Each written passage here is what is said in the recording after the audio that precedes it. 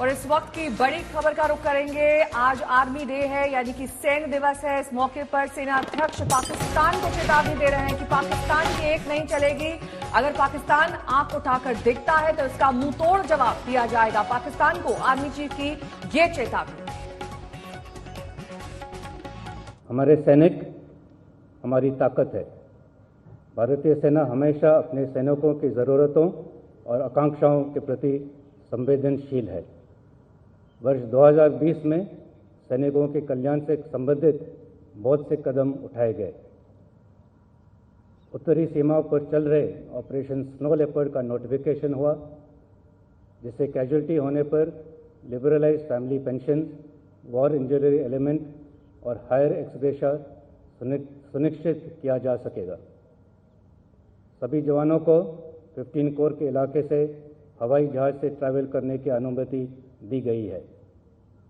10 वर्ष की सेवा पूरी होने से पहले भी इनवैलिड पेंशन का प्रावधान किया गया है। 25 साल से कम आयु के जवानों को भी HRA में सरेंडर किया और साथ ही काफ़ी मात्रा में हथियार भी बरामद किए गए। म्यांमार आर्मी के साथ आतंकवादियों संगठनों के खिलाफ ऑपरेशंस में भारी सफलता हासिल की है। आंतरिक सुरक्षा के लिए सेना की तैनाती में की गई कटौती सुधारते हालातों का सबूत है। सेना और असम राइफल्स राज्य सरकारों के साथ संयुक्त रूप से देश की एक्ट ईस्ट पॉलिसी को आकार दे रही हैं। 21वीं सदी के चुनौतियों का सामना करने और युद्ध क्षमता बढ़ाने के उद्देश्य से सेना आधुनिकीकरण और पुनर्गठन की दिशा में लगातार ठोस कदम उठा रही है।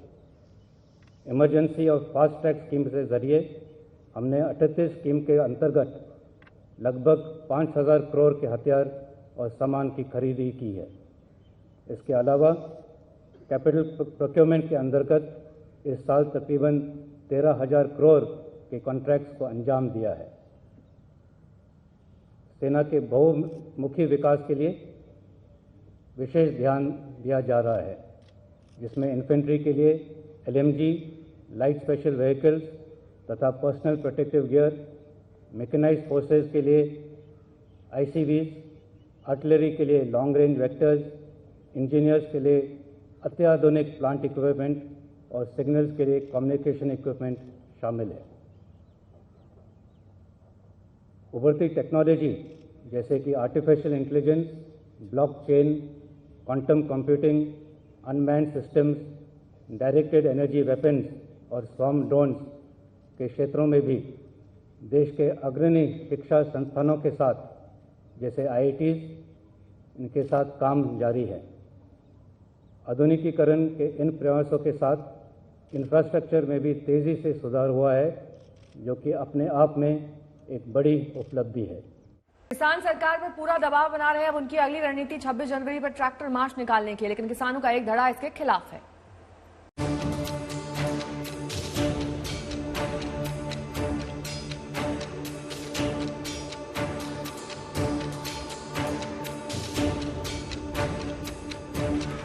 ये किसानों की ट्रैक्टर रैली का ट्रेलर है।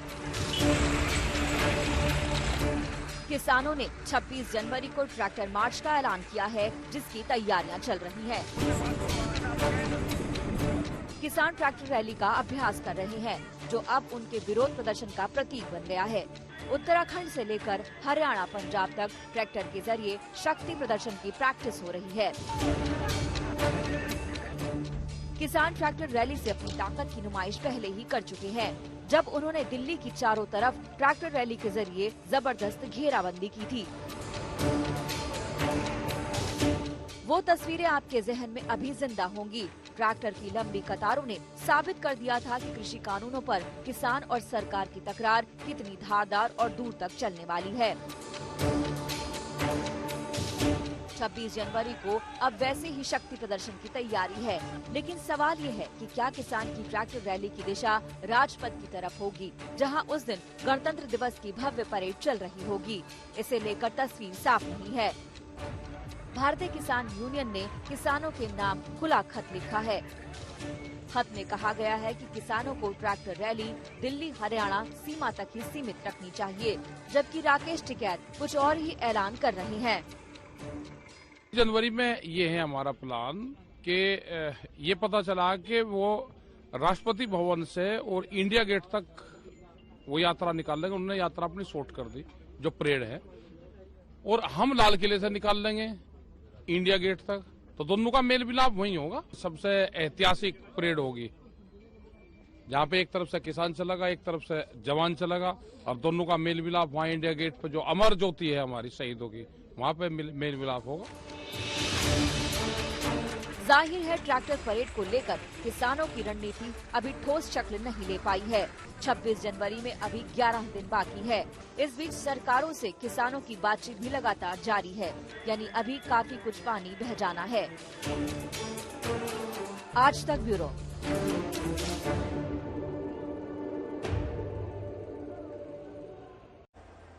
सुप्रीम कोर्ट ने कृषि कानून पर रोक लगाकर कमेटी बनाई थी, ये सोचकर कि किसान खुश होंगे, आंदोलन खत्म होगा। लेकिन किसानों को तो जैसे सुप्रीम कोर्ट पर विश्वास ही नहीं। किसान कह रहे हैं कि इसके पीछे सरकार की चाल है। और सबसे चौंकाने वाली खबर यह कि सुप्रीम कोर्ट की 4 मेंबर्स की कमेटी से भूपिंदर सिंह मान हट गए हैं।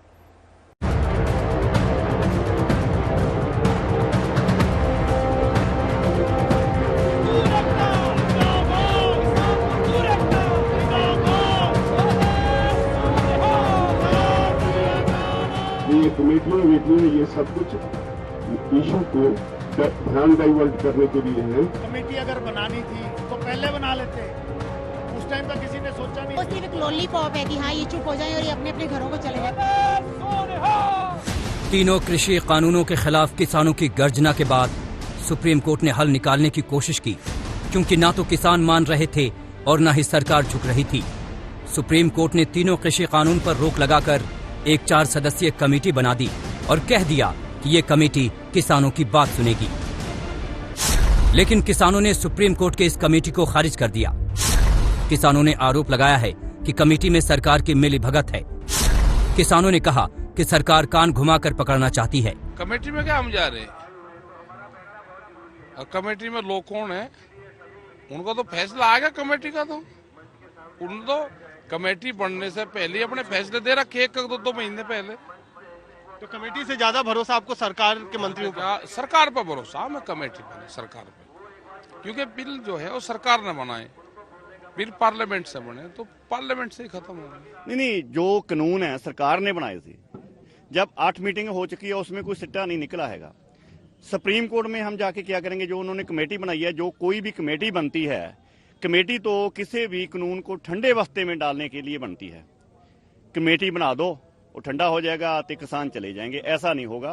हम जाएंगे 26 तारीख को, हम दिल्ली कूच करेंगे। मार्च जो होगा वो निकालेंगे ट्रैक्टरों से। आप छोटा कमेटी बना लो, आप कोर्ट में चले जाओ।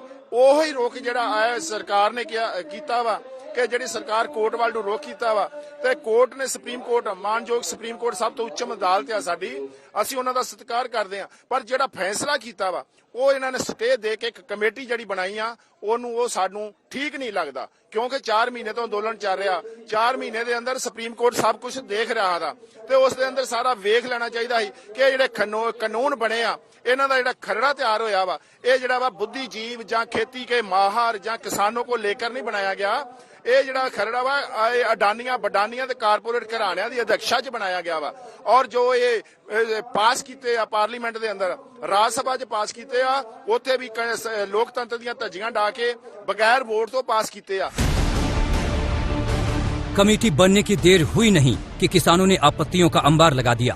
12 जनवरी को सुप्रीम कोर्ट ने 4 सदस्यीय कमेटी बनाई और 14 जनवरी को कमेटी के एक सदस्य भूपिंदर सिंह ने खुद को कमेटी से अलग कर लिया, क्योंकि भूपिंदर सिंह मान के नाम पर बवाल हो रहा था।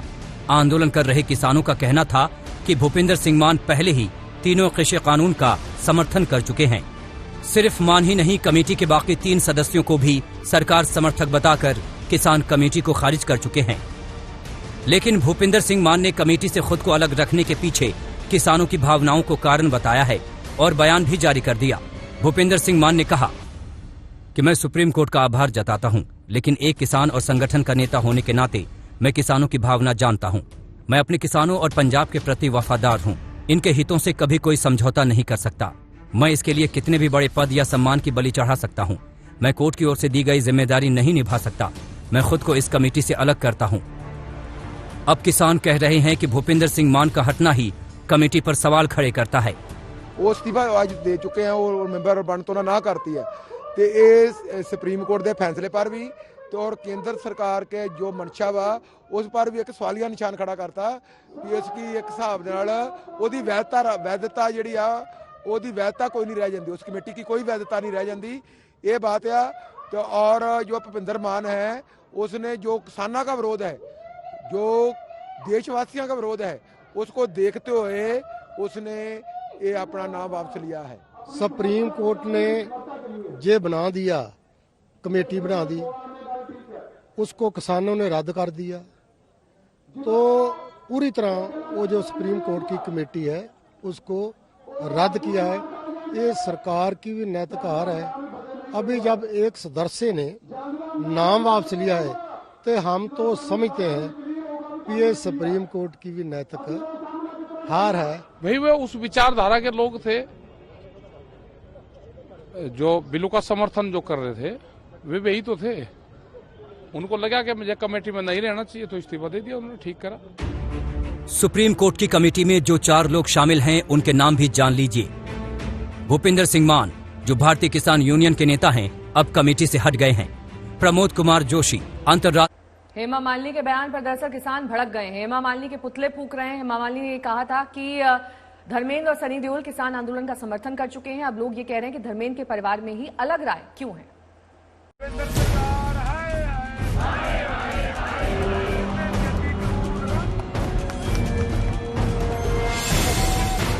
दिनों से ये किसान लोगों का ये आंदोलन चढ़ता गया, बढ़ता गया, लेकिन अभी सुप्रीम कोर्ट ने उसका रोक लगाई है। ज़रूरी था ताकि कुछ शांत हो जाए, क्योंकि जब भी जो भी बात करने आते हैं तो वो बराबर मानने को ही तैयार नहीं है और उनको ये भी मालूम नहीं कि उनको क्या चाहिए, इस बिल में क्या तकलीफ प्रॉब्लम क्या है वो भी ये समझ नहीं रहे हैं। लेकिन वो इसका मतलब है किसी के कहने पे ये लोग कर रहे हैं ना, अपने आप से नहीं कर रहे हैं। तो कितना नुकसान भी कराया पूरा पंजाब में, वो भी देखकर बड़ा खराब लगा। पूरा टावर तोड़ दिया, ये कर दिया।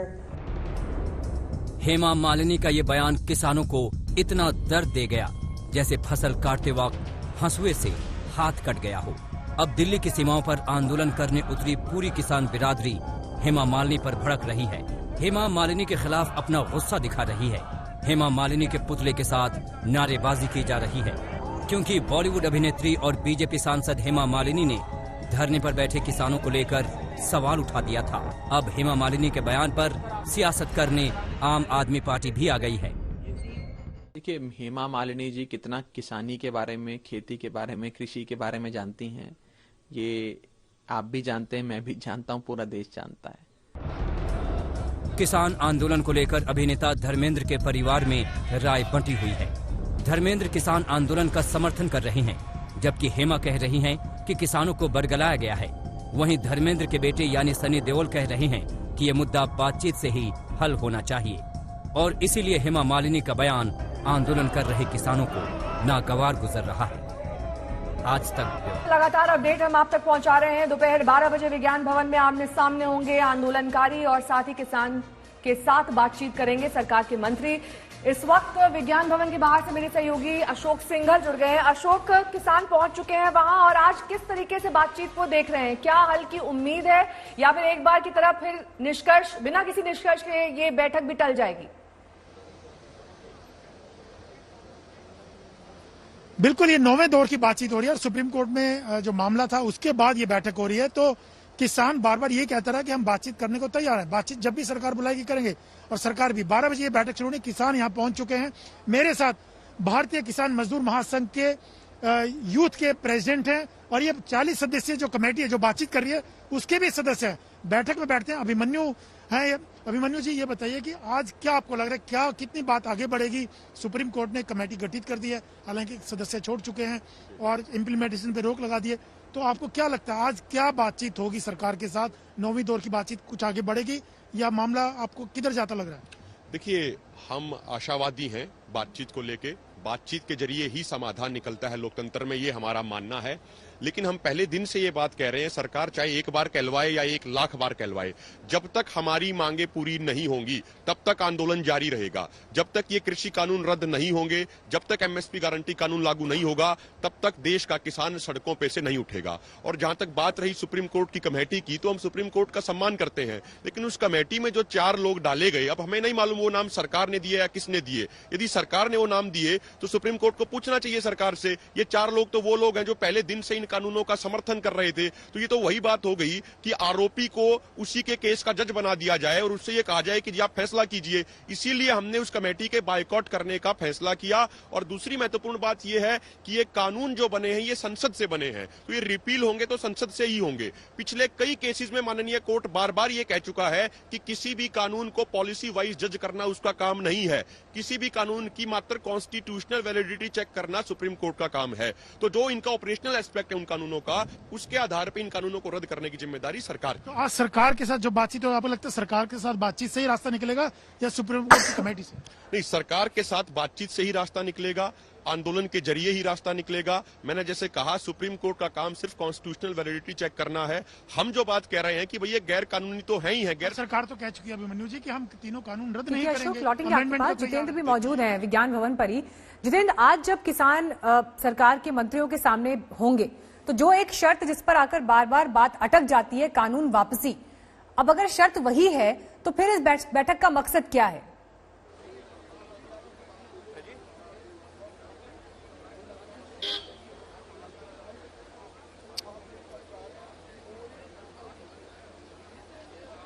जितेंद्र, आवाज पहुंच रही है आप तक? चलिए जितेंद्र के पास हम चलेंगे, लेकिन जिस बात का जिक्र यहाँ हो रहा है कि जिस तरह का गतिरोध बना हुआ है, कानून वापसी पर किसान अड़े हैं, सरकार कह चुकी है कि ये मुमकिन नहीं है। और अगर सुप्रीम कोर्ट की कार्रवाई पर भी ध्यान दिया जाए तो सुप्रीम कोर्ट ने कानून रद्द करने जैसी बात नहीं की, सिर्फ कानून को लागू करने पर रोक लगाई है जब तक कि कमेटी उनको फैसला ना दे दे और कमेटी उस पर अपनी राय ना दे दे। लेकिन इस बीच विज्ञान भवन किसान संगठन के नेता पहुंच चुके हैं और रणनीति किसानों के पास आगे पूरी है। बैठक से पहले कृषि राज्य मंत्री कैलाश चौधरी ने कहा कि बातचीत से ही समाधान निकलेगा, लेकिन अभी तक ना तो सरकार कन्विंस कर पाई है किसानों को कि वो संशोधन के लिए तैयार रहें। जिन बातों पर उन्हें आपत्ति है उनमें बदलाव के लिए सरकार तैयार है, ना किसान इस बात को मान रहे हैं कि बिना वापसी के आगे बढ़ा जा सकता है।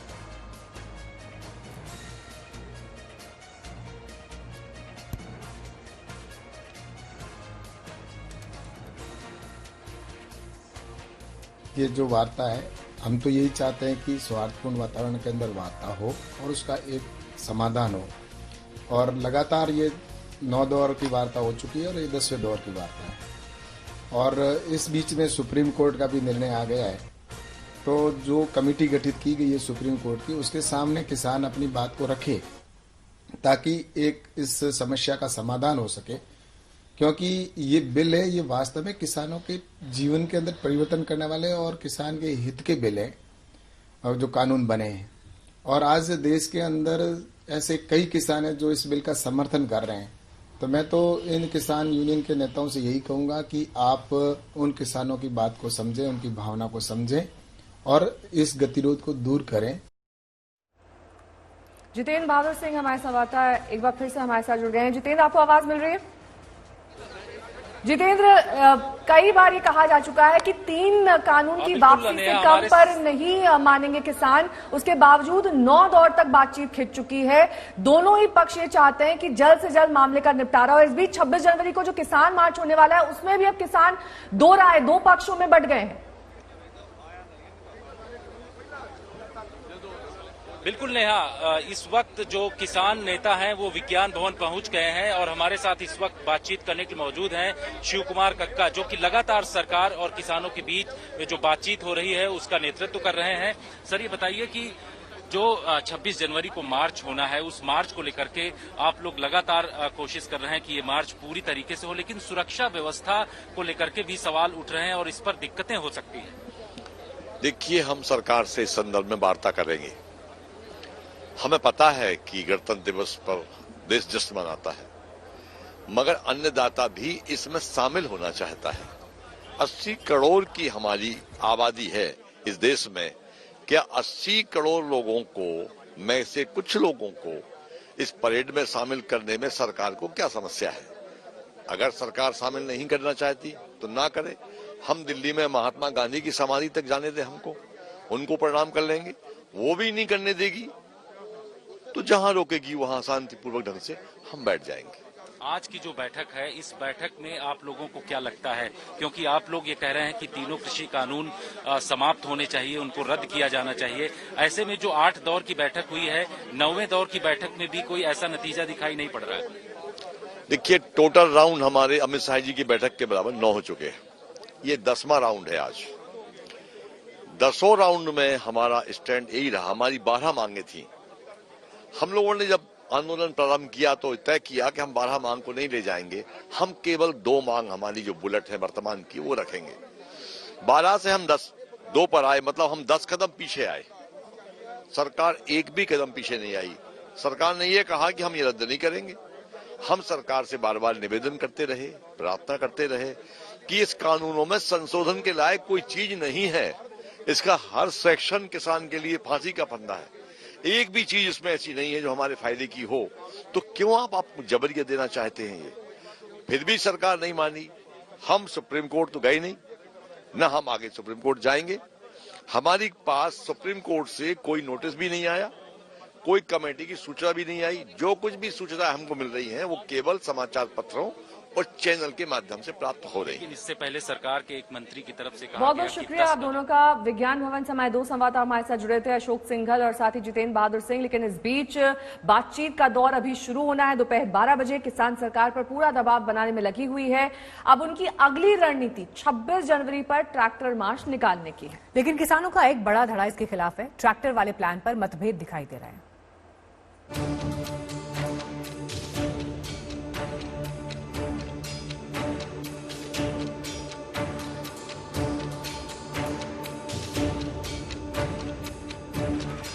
किसानों की ट्रैक्टर रैली का ट्रेलर है। किसानों ने 26 जनवरी को ट्रैक्टर मार्च का ऐलान किया है, जिसकी तैयारियां चल रही हैं। किसान ट्रैक्टर रैली का अभ्यास कर रहे हैं, जो अब उनके विरोध प्रदर्शन का प्रतीक बन गया है। उत्तराखंड से लेकर हरियाणा, पंजाब तक ट्रैक्टर के जरिए शक्ति प्रदर्शन की प्रैक्टिस हो रही है। किसान ट्रैक्टर रैली से अपनी ताकत की नुमाइश पहले ही कर चुके हैं, जब उन्होंने दिल्ली की चारों तरफ ट्रैक्टर रैली के जरिए जबरदस्त घेराबंदी की थी। वो तस्वीरें आपके जहन में अभी जिंदा होंगी। ट्रैक्टर की लंबी कतारों ने साबित कर दिया था कि कृषि कानूनों पर किसान और सरकार की तकरार कितनी धारदार और दूर तक चलने वाली है। 26 जनवरी को अब वैसे ही शक्ति प्रदर्शन की तैयारी है, लेकिन सवाल ये है कि क्या किसान की ट्रैक्टर रैली की दिशा राजपथ की तरफ होगी, जहां उस दिन गणतंत्र दिवस की भव्य परेड चल रही होगी। इसे लेकर तस्वीर साफ नहीं है। भारतीय किसान यूनियन ने किसानों के नाम खुला खत लिखा है। खत में कहा गया है कि किसानों को ट्रैक्टर रैली दिल्ली हरियाणा सीमा तक ही सीमित रखनी चाहिए, जबकि राकेश टिकैत कुछ और ही ऐलान कर रहे हैं। जनवरी में ये है हमारा प्लान कि ये पता चला कि वो राष्ट्रपति भवन से और इंडिया गेट तक वो यात्रा निकाल लेंगे। उन्होंने यात्रा अपनी शॉर्ट कर दी, जो परेड है, और हम लाल किले से निकाल लेंगे इंडिया गेट तक। तो दोनों का मेल मिलाप वहीं होगा। सबसे ऐतिहासिक परेड होगी, जहाँ पे एक तरफ से किसान चलेगा, एक तरफ से जवान चलेगा, और दोनों का मेल मिलाप वहाँ इंडिया गेट पे जो अमर ज्योति है हमारी शहीदों की, वहाँ पे मेल मिलाप होगा। जाहिर है ट्रैक्टर परेड को लेकर किसानों की रणनीति अभी ठोस शक्ल नहीं ले पाई है। 26 जनवरी में अभी 11 दिन बाकी है। इस बीच सरकारों से किसानों की बातचीत भी लगातार जारी है, यानी अभी काफी कुछ पानी बह जाना है। आज तक ब्यूरो।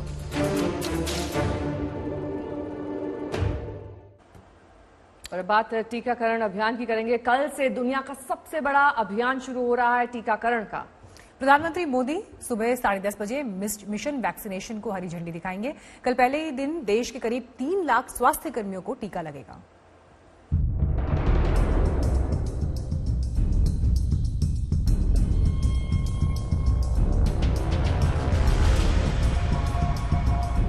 काउंटडाउन शुरू हो गया।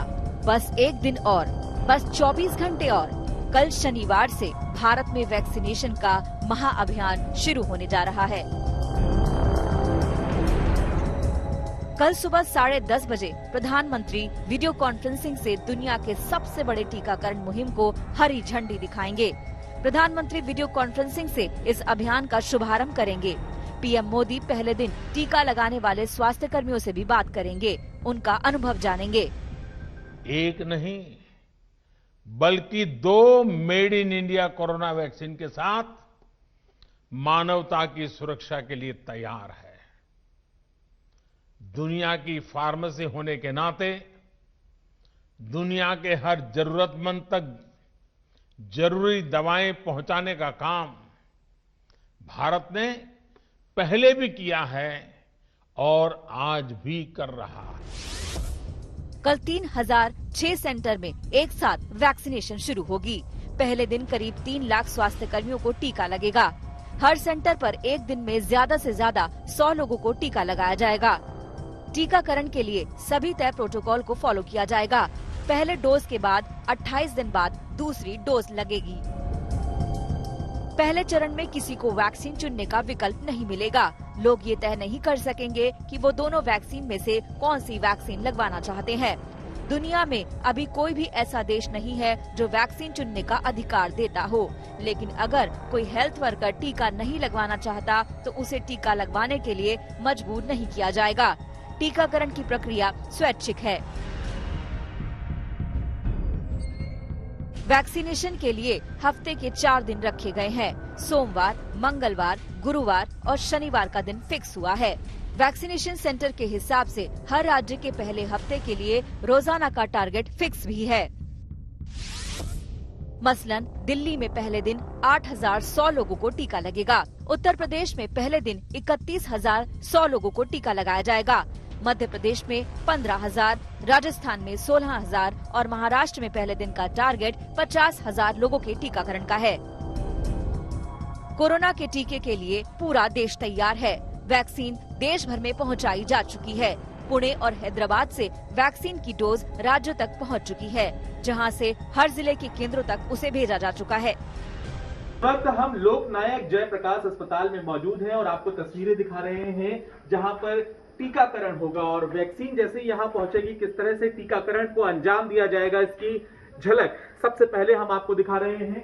ये वैक्सीनेशन एंट्री होगी और यहाँ पर आपको अपना नाम आइडेंटिफिकेशन कार्ड के साथ दर्ज कराना होगा और उसके बाद यहाँ पर अंतिम जो तैयारियां हैं उनको अंजाम दिया जा रहा है, क्योंकि सबसे जरूरी है कि एक मजबूत इंटरनेट सुविधा भी हो और ऐसी स्थिति में यहाँ पर वाईफाई इंस्टॉल किया जा रहा है। हालांकि अस्पताल में पहले से ही वाईफाई इंटरनेट की सुविधा थी और ये देखिए सामने आप देख पा रहे हैं ये जो पूरा रूम है ये वैक्सीनेशन रूम है। अभी सरकार ने वैक्सीन की 1,65,00,000 डोज खरीदी है। इसमें कोविशील्ड वैक्सीन की 1,10,00,000 डोज पुणे से देश भर में 60 जगहों पर सप्लाई हो चुकी है। स्वदेशी कोवैक्सीन की 55 लाख डोज में 2,40,000 डोज 12 राज्यों तक पहुंचाई जा चुकी है। दोनों वैक्सीन की खेप राज्यों के हेल्थ वर्कर के आंकड़ों के हिसाब से बांटी गई है। जिस राज्य में हेल्थ वर्कर्स की संख्या ज्यादा है उन्हें वैक्सीन की ज्यादा डोज मिली है। दिल्ली में 2,74,000 डोज पहुंच चुकी हैं। उत्तर प्रदेश को वैक्सीन की 10,75,000 डोज मिली है। बिहार के हिस्से में 5,90,000 डोज आई हैं। झारखंड को 1,62,000 डोज मिली है। पश्चिम बंगाल को 6,44,500 डोज मिले हैं। राजस्थान को 5,62,500 डोज और मध्य प्रदेश को 5 लाख डोज मिल चुकी हैं। पहले वैक्सीन उनको जो दूसरों की जिंदगी बचाने के लिए दिन रात काम करते हैं, हमारे doctors, nurses, ward boy, paramedical staff, सफाई कर्मी। आप जानते हैं कि कोरोना महामारी में कई ने तो दूसरों की जान बचाने के लिए अपनी जान भी दी है। तो पहला प्राथमिकता समूह 4,16,000 का हमारा वो है। 16 जनवरी को 81 जगहों पर वैक्सीन लगाई जाएंगी। एक एक जगह पे लगभग एक दिन में 100 लोगों को वैक्सीन लगाई जाएगी। हफ्ते में 4 दिन वैक्सीन लगाई जाएगी। सोमवार, मंगलवार, गुरुवार और शनिवार। बस अब कल का इंतजार है। वैक्सीन का टीका लगेगा, हिंदुस्तान से कोरोना भागेगा। दिल्ली से मिलन शर्मा और मुंबई से पंकज उपाध्याय के साथ आज तक ब्यूरो।